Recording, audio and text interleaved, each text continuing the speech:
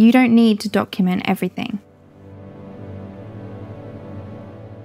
I'm sure by now you've seen this video of Paris on New Year's Eve, where everyone is so busy filming the countdown and fireworks on their phones that they forget to experience them. It's surreal. This is obviously something that's been happening for over a decade now. People documenting events instead of being in the moment. But it's not just events anymore. People document everything now. Every mundane moment of their lives. What they wear, what they eat, what they buy. And as well as ordinary things, people now feel the need to document profoundly personal moments. From health scares to mental breakdowns to their first time seeing a baby after it's born. Of course, influencers are the ultimate example of this. Especially annoying to me are the couples who document their entire relationships online. I will never understand the number of comments saying couple goals and how do I find this, to the most staged, rehearsed, insincere moments I've ever seen. I can't get my head around applauding people who set up a camera in the corner to record themselves being romantic. Like everyone praising this husband for how caring he is as he films his pregnant wife crying for TikTok, and gushing over couples who grind up every intimate moment into content. Pregnancy reveals, marriage proposals, telling my girlfriend I love you for the first time. The most meaningful experiences in human life, things that happen once, twice, never again, corrupted by thoughts like, is the camera getting my good angle? But worse, the absolute worst, are the parents, the influencer parents who document their kids' entire childhoods online. Parents who share and monetize every milestone, every emotion, every phase, every tantrum, sometimes every day of their children's lives. Who let strangers rate and review their children. You made them cry, reading mean comments. Who shove a vlogging camera in their baby's face from the moment they are born. First 48 hours with our newborn is now live. Who document their 6-year-old's gender transition. It's not a phase. Trust me, there is nothing worse than this influencer who accidentally posted footage of her forcing her son to cry for the camera. I love you guys. Bye.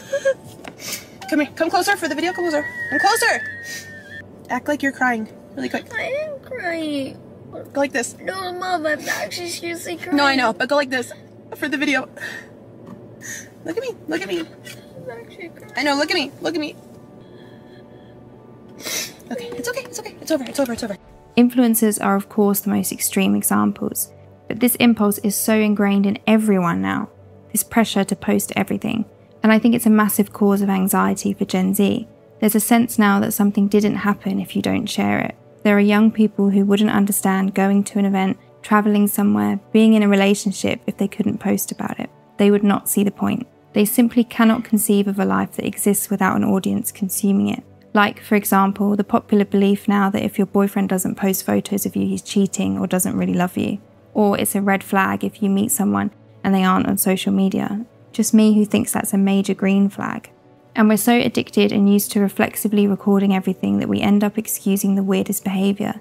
They just want to remember the fireworks. Really? There's crowds of people all capturing the same thing. They will likely never watch that video back. And if they're posting it online, that's not for memories, it's for attention. It's the same thing as 90s camcorders. In what world? Camcorders didn't come with this urge, with this compulsion to constantly update people, with tying your self-worth to likes and followers. They say you'll regret it if you don't record it. Sure, capture occasional moments, keep them for you. But I think if this generation is on track to regret anything, it will be the time we wasted documenting and editing and filtering and marketing ourselves for social media. Time we will never get back. My bet is we won't look back at our hundreds of thousands of Instagram stories and Snapchats and boomerangs with fondness that we filmed these moments, but with aching regret that we didn't fully feel them. Because look at the people who do document their entire lives. Very often these perfect influencers are falling apart behind the camera. Again and again, perfect online couples seem to implode out of nowhere. Influencers who dedicate every waking moment to documenting their identity have no idea who they actually are. Women who post pictures of their faces from every angle and in every possible lighting hate how they look. Families who capture every moment of their perfect lives get caught in scandal after scandal.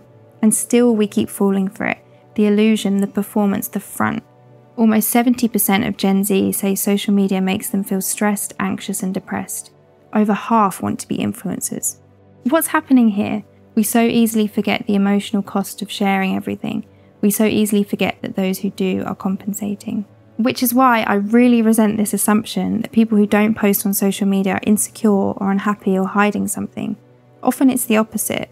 I'm pretty sure those with the best relationships post about them the least. That those with real confidence and self-love don't need to post thousands of selfies to prove it. And that truly empowered people don't depend on external validation for every feeling or opinion or decision they make. Isn't that just a basic rule in life? That those who are the loudest about their achievements and relationships and morality often have the most doubts about them. And if I know one thing, it's that if you're experiencing a genuinely moving moment, if you're really in it, the absolute last thing you want or think about doing is taking out your phone, cutting through it and cheapening it. The best love is quiet. The best confidence is quiet. And so are the lives with the most meaning. And anyway, here's the truth. Nobody cares about your life. They really don't. I'm sorry, but they watch your fireworks story for half a second. They hover over your selfie and then swipe to someone else's. They skip through the concert you posted. They look at your life and immediately think about theirs. The people who actually care are the ones you don't need to perform or prove anything to. Strangers don't care about you, and that's a fundamental truth social media platforms depend on us forgetting. Maybe it's also too depressing for some people to accept, but personally I find it a relief. You don't need to document everything. Nobody cares anyway. And I think young girls need a reminder that this pressure to constantly post and update is very new. This pressure to live your life and also perform and market it to everyone at the same time. You are the first generation to feel it this intensely, and also you can free yourself from it. It's unnecessary. And these influencers who do post everything are not people to aspire to.